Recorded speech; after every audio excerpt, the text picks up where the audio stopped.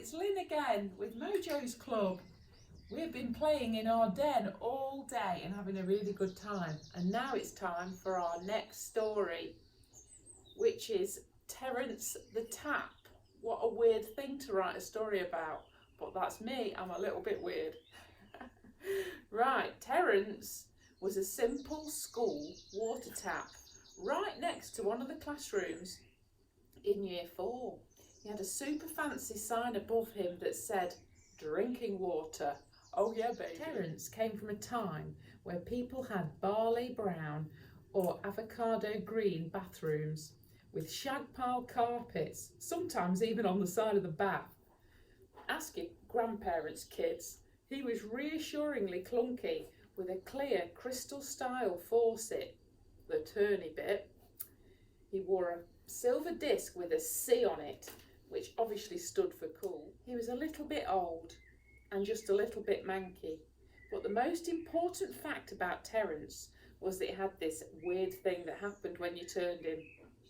And turned him. Nothing. Zip. No water. No nothing. So you turned him a little bit more. And then just a teensy bit more. And then, blammo! The water bursts out super fast, super splashy, super splishy, and very, very wet and cold.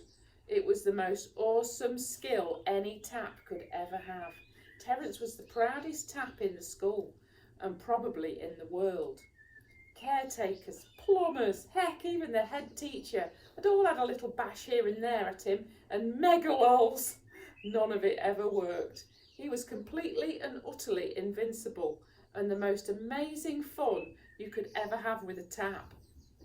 Girls thought he was super cute and quirky, and the boy taps just wanted to be just like him, naturally. Duh. Monday was always a great day for Terence. He'd been resting up all Saturday and Sunday and had been properly tightened up so he didn't drip all weekend. The kids all arrive in their freshly washed and ironed uniforms, looking super smart. Terence bides his time, waiting for that wondrous call that made Monday the best day of the week. "Children, it's warm outside. Refill your water bottles before playtime," calls Miss Bailey in a shrill sing-song voice. It's simply music to Terence's teensy stainless steel ears. Dutifully, Miss Bailey's class line up. A few of them are a little bit twitchy. A few say they have a full bottle already. Massive fibbers, these year 4s. One particularly smart young chap is first in line. He looks so very, very innocent. He turns the tap. Nothing. Shut up, Grumpy. I'll throw you out of the den if you keep growling. He turns the tap. Nothing. Again. Still nothing. Then, blammo! The poor little fella gets absolutely soaked. His carefully gelled hair is history. His freshly laundered school jumper is like a wet rag.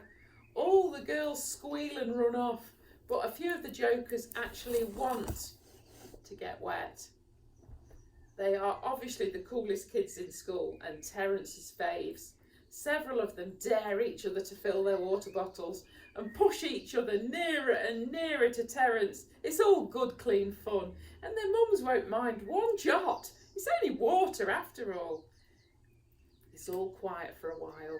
Then happily, it's time for PE. Oh yes, they'll all be wanting to fill their water bottles up again, and Terence and everyone will just laugh and laugh at how drenched they all get. Such fun. Terence consistently produces some of his very best work. There are some paper towels blotting the floor everywhere. On a Thursday, a mature lady comes along with a couple of small fluffy dogs. What do you think of that, Freddie? These are reading dogs apparently, but from what Terence has seen, the pair of them just cause havoc and eat copious amounts of dog treats.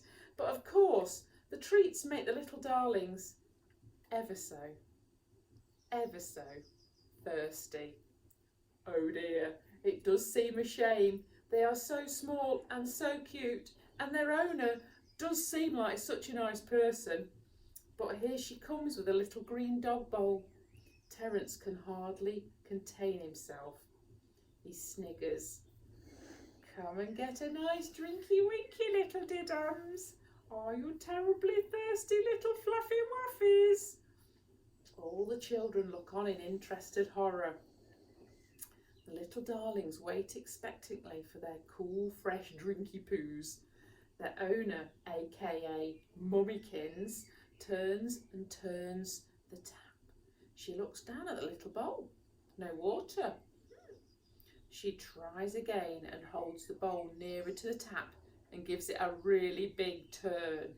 Suddenly there's a rumbling and a rattling and a juddering, and then an enormous surge. The jet of water crashes into the tiny bowl, and it's like a jet ski doing a 360-degree turn.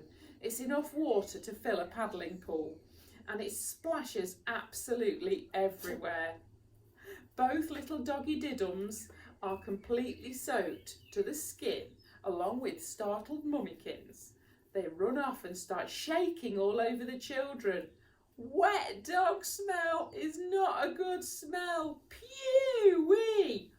Thank you, thank you. I'm appearing here for your entertainment in the Year 4 atrium for the rest of the term, shouted Terence out so proudly. The very next day, the school are honoured to have a very special school visit from the mayor. Everything, including Terence, has been polished to within an inch of its life. He's being shown around each year group by the head teacher, who is strutting about in a very important manner.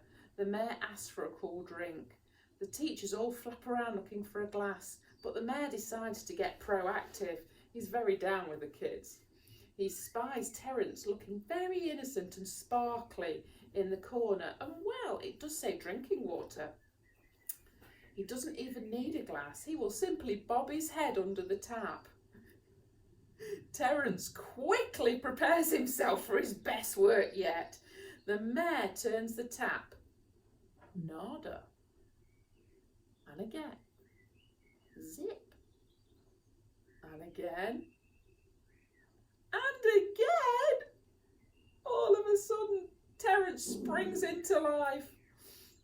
I am Terence. Hear me roar. Oh dear. It's like Niagara Falls. It's flowing down the corridor, but sadly all over the mayor first. He has gone rather purple in the face. Terence bows his shiny head very low and waits for the applause, but there is none. It's gone deathly quiet. Every face is agog. The head teacher is dabbing. Hello, baby. The head teacher is dabbing the mayor's chain of office with about 20 green paper towels, but he just gets told to stop that right now. Sadly, that very evening, the head teacher gets the caretakers to remove Terence and put a brand new tap in with the most teensiest little turn amidst a pathetic gentle stream of water. Terence watches sadly from the sink unit. It's all his own fault. He is unceremoniously dumped in a box and taped over. Hours, days, weeks, all blur into one boring blob, and Terence is feeling rusty and useless. If I'd just kept it to the kids, they understood me, he sighed. But the dogs, Mummykins, the mayor, it was all my own fault, and now I'll never even get to drip again. Suddenly his box moved. The tape was pulled open. He was being carried. Terence was so worried. Was this the end of the line? He was suddenly blinking his little eyes. He was outside in a beautiful garden. Oh boy, is that a pool of swishy, splashy water? He really felt as dry as a bone. All summer holiday, gardeners had been building a sensory garden and bang in the middle was the most amazing water feature. Terence felt himself getting picked up and screwed onto something. He had his little eyes tight shut, but opened them slowly. And behold, he was in the water feature. He was the star of the whole darn show. The whole school were watching. A ribbon was cut and the water was officially turned on. Terence got ready to blast everyone, but no, the water gently streamed out of him in a very controlled way. Everyone clapped and Terence beamed with pride.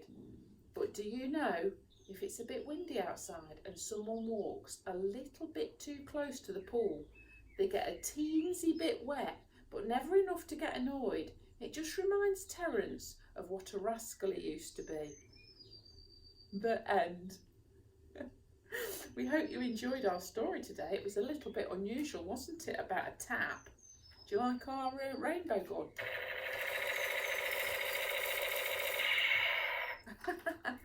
We've been having such fun in our den today. Maybe you'll build a den this week if you get bored.